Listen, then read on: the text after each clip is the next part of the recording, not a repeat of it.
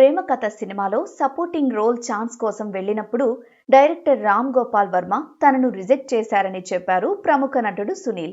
ఆ తర్వాత పిలిచి మరీ అప్పలరాజు చిత్రంలో హీరోగా ఆయనే అవకాశం ఇచ్చారని అన్నారు. అలీతో సరదాగా షోలో ఈ విషయాలను సునీల్ పంచుకున్నారు.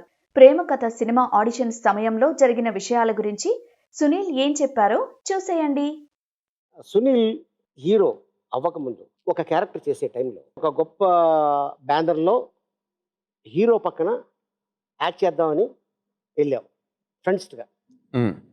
అవును ఒక డైరెక్టర్ నిన్ను రిజెక్ట్ చేశాడు. అవును అదే డైరెక్టర్ మళ్ళీ నిన్ను హీరోగా పెట్టి ఆ, చేసిన సినిమా ఏంటి? అప్పలరాజు ఆ? అప్పలరాజు అంటే ఆర్జీవి ఆ, రామ్ గోపాల్ వర్మ. ఆ. ఏంటి స్టోరీ? ఏం జరిగింది అక్కడ? ప్రేమ కథ సినిమాకి ఆర్టిస్టుల సెలక్షన్ జరుగుతుందని తెలిసింది. వెంటనే నేను పరిగెట్టుకుని వెళ్ళా. ఉం. రాము గారు అప్పుడే వచ్చారు. ఆమెను వచ్చి చూసి ఎక్కడి నుంచి వచ్చారు, వచ్చి చూస్తున్నారు అందరిని ఆర్టిస్టులను సెలెక్ట్ చేయడానికి. ఈ లోపల రెడీ చేశారు అస్టినేట్లు. చాలామంది ఉన్నారు, ఒక 50 మెంబర్స్ ఉన్నాం. కమాండ్ రండి అంటే 20 మెంబర్స్ వెళ్ళి లైన్లో నుంచి ఉన్నాం. నేను కూడా వెళ్ళి ఇలా నుంచున్నా. ఇతను ఇతను ఇతను లుక్స్ వైజ్ ఆయనకి సెట్ అయిన వాళ్ళని తీసుకున్నారు. మీరు రండి పాల్కోళ్ళు అన్నారు. సరే వీళ్ళు వెళ్ళిపోతున్నారు. లాస్ట్ మూమెంట్లో నన్ను సూర్యులు యూనివర్స్ లోపల పంపాడు. ఉం. ఇతను బాగా చేస్తాడు అనగా నేను లోపలికి వెళ్ళి అన్నారు. అవునా, ఓకే ఇతను కూడా తీసుకురండి అన్నారు. నేను పాల్కోళ్ళు వచ్చా. ఉం. నాతో పాటు మన కయ్యము అందరూ ఉన్నారు ఫ్రెండ్స్ దాంట్లో. ఉం. అక్కడికి వెళ్ళిన తర్వాత నేను వీళ్ళేమో డైలీ చెప్తున్నారు రాము గారితో, ఆ కుర్రాడు వచ్చాడు కదండి సునీల్ అని, అతను ఇక్కడేనండి లోకల్, అతను పాల్కొల్లు అతనే, అతను బాగా చెప్తాడు ఈ టైపు డైలాగులు స్లాంగ్ అని. అవునా, ఓకే తను తీసుకురండి ఒకసారి అన్నారు.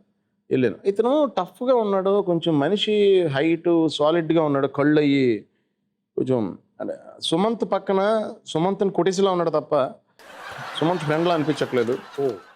అన్నారు. అంటే అడిగి 1 minute సార్ మళ్ళీ వస్తానని నేను వెళ్ళిపోయి ఇక్కడ నుంచి ఇక్కడ దాకా థ్రెడ్ కట్టుకుని మొత్తం టోటల్ కటింగ్ వేయించుకుని హెయిర్ స్టైలింగ్ వెళ్ళి చేంజ్ చేసుకుని ఉం. వెళ్ళి ఇలా కూర్చో సార్ కామెడీగా ఉన్నానని. ఇప్పుడు ఇంకా దారుణంగా ఉన్నాం అన్నారు. ఓకే సార్ వెళ్తే అని చాలా బాధ వచ్చింది, ఛాన్స్ రాలేదు ఏంటని. ఉం.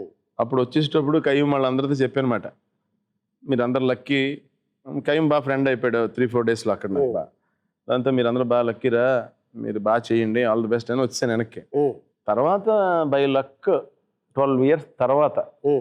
మళ్ళీ ఆయన చేసిన ఆ సినిమా తర్వాత ఇదే సినిమా ఓకే. అలా కుదిరింది మాట. ఆ తర్వాత ఆయన ఇలా సునీల్ స్టోరీ ఉంది ఇలా చెప్తాను చేస్తావా, అయ్యి బాబాయ్ అదేంటంటే మీతో చేయడం నా డ్రీము ఉం. అని చెప్పి చేశాను. అలా